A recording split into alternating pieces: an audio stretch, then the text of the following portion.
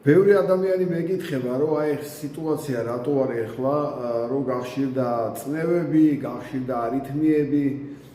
აი მოკლედ აგიხსნით ესე, რომ რამდენიმე წლის წინ, თქვათ 10-15 წლის წინ, როდესაც ნატურალური სასუქი ჩაანაცვლეს ნელ-ნელა ქიმიური სინთეზური სასუქით, ხო, ნაკელის და ტორფის მერე გადავიდნენ სასუქზე, ქიმიურზე, ხო, შექმნილზე.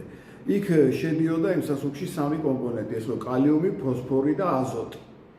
ბოლო პერიოდში დააფიქსირეს, რომ მარტო აზოტიც იგივე შედეგს იძლევა, რასაც იძლეოდა ეს სამკომპონენტიანი სასუქი და რომელიც ესე იგი რამდენჯერმე უფრო ძვირი ღირს, ვიდრე სუფთა აზოტი და მიხვდნენ, რომ შეიძლება იგივე შედეგის მიღება სუფთა აზოტის სასუქის გამოყენებით. სამაგეროდ რა მოხდა?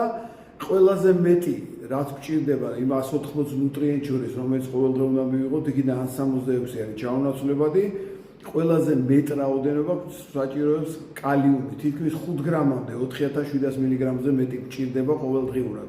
და იმის გამო, რომ ის სასუქიც კი, რომელიც მაინც და მაინც მიზანშეწონილი არ არის და რა თქმა უნდა პროდუქტები ჯობია რომ იყოს ნაკელზე და ტორფზე გაზრდილი, მაგრამ ესეთი სადღაა, უკვე აღარ შეიცავს იმ კალიუმს, რადგანაც სასუქი უფრო იაფი უჯდებათ სუფთა აზოტი რომ დააყარონ, იმიტომ რომ შედეგს იგივეს იღებენ.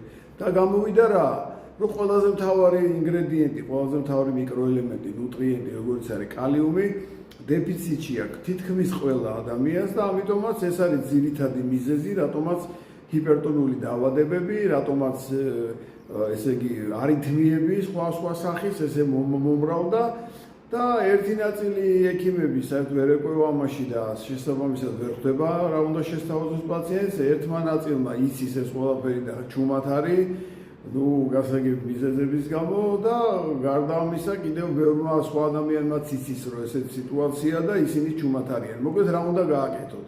როდესაც ყიდულობთ ხილს და ბოსტნეულს, პირველი რასაც უნდა დააკვირდეთ, უნდა არომატი ქონდეს იმ ხილის ან იმ ბოსტნეულის, ან როდესაც უკვე გასინჯავთ, უნდა გემრიელი იყოს, ანუ გემო უნდა ქონდეს იმ ხილის ან იმ ბოსტნეულის. თუ გემო და სუნი არ აქვს, რომელიც იქმნება ზუსტად იმ ნუტრიენტებით, იმ მიკროელემენტებით, მინერალებით, ვიტამინებით, ხო, ესე იგი ნიშნავს, რომ ის არის აბსოლუტურად აზოტზე გაზრდილი, ესე იგი ცარიელი რაღაცა. და არ იყიდოთ. მოკლედ, როდესაც ადამიანები დაიწყებთ არჩევას და აღარ იყიდით ასეთ პროდუქტებს, შესაბამისად იმ ადამიანებს, ვისაც მოყავს ეს ბოსტნეული და ხილი, სხვა გზა აღარ ექნება, რომ მათ ესე იგი ცოტა უკეთესი სასუქი, ან ნაკელი, ტორფი, ან თუნდაც მრავალ კომპონენტიანი